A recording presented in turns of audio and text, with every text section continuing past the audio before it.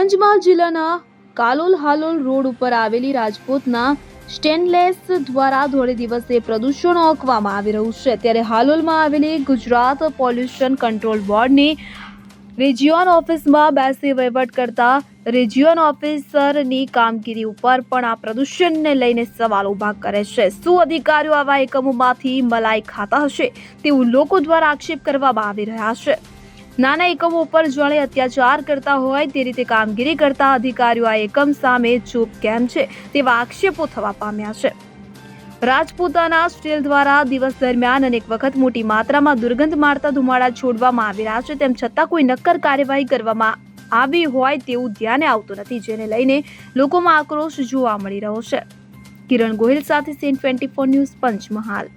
હવે જુઓ દેશ દુનિયાની તમામ ખબરો તમારી આંગળીના ટેરવે।